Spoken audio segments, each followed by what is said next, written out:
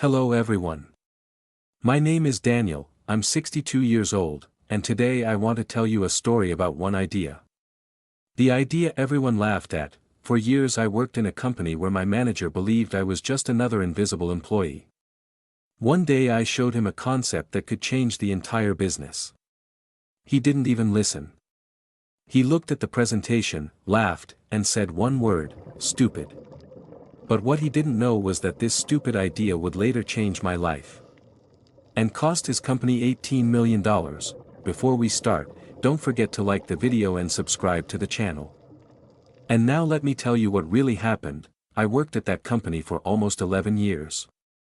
Not a glamorous job, not a big title, just a mid-level product analyst who spent most of his days studying numbers nobody else wanted to look at, but I loved the work, because numbers tell stories.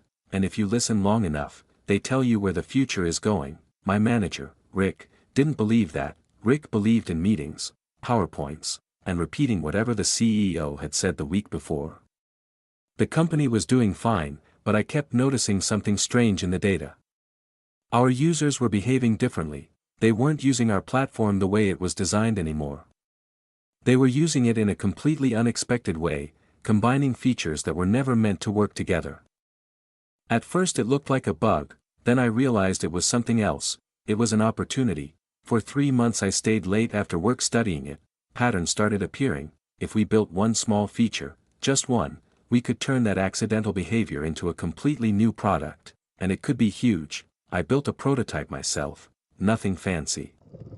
Just a rough concept showing how it could work. Then I asked Rick for 10 minutes in the weekly product meeting. He looked annoyed before I even started. I showed the data first, user growth patterns, engagement spikes, retention curves, then I showed the prototype, and finally I explained the idea. If we build this feature, I said, we could open a new market.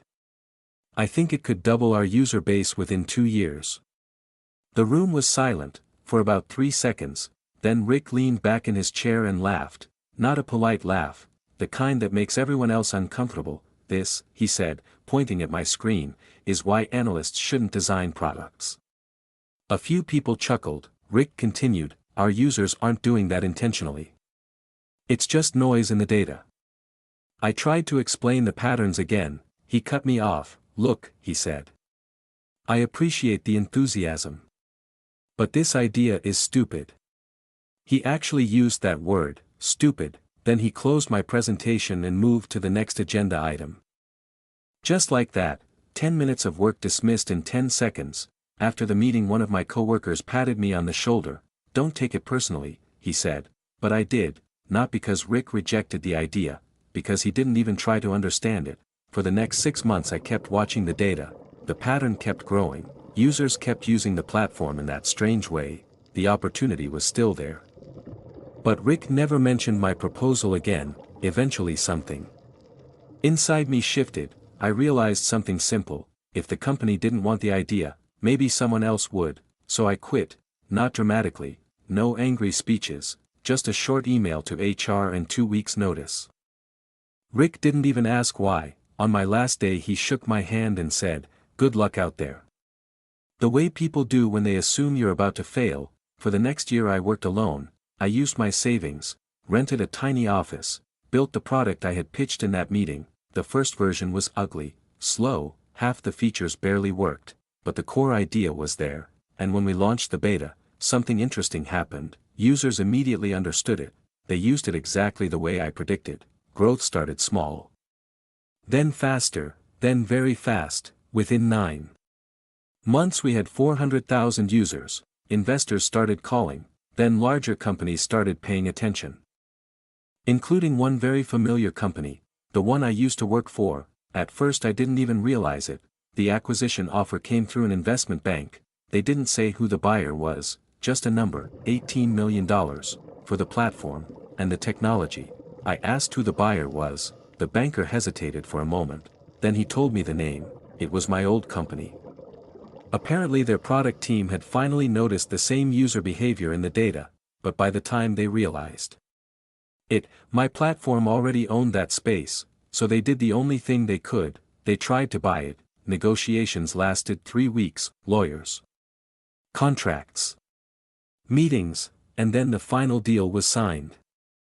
The company paid $18 million to acquire the product, and integrate it into their platform. A few days later I was invited to their headquarters to finalize the transition. Walking back into that building felt strange, same lobby, same coffee machine, same people at the front desk, but everything felt different. Rick was waiting in the conference room. He looked surprised when I walked in. For a moment he just stared at me. Then he forced a smile. "Well," he said, "this is unexpected." I sat down across from him. The legal team discussed integration plans, roadmaps, timelines. Eventually the meeting ended, everyone started packing their laptops. Rick stayed behind. He looked at me and shook his head. "I guess I was wrong about that idea." I smiled, not in a sarcastic way, just calmly, "It happens." Then I stood up and walked out, not angry, not triumphant, just satisfied, because sometimes the best revenge isn't proving someone wrong, it's building something so valuable, they have to buy it from you.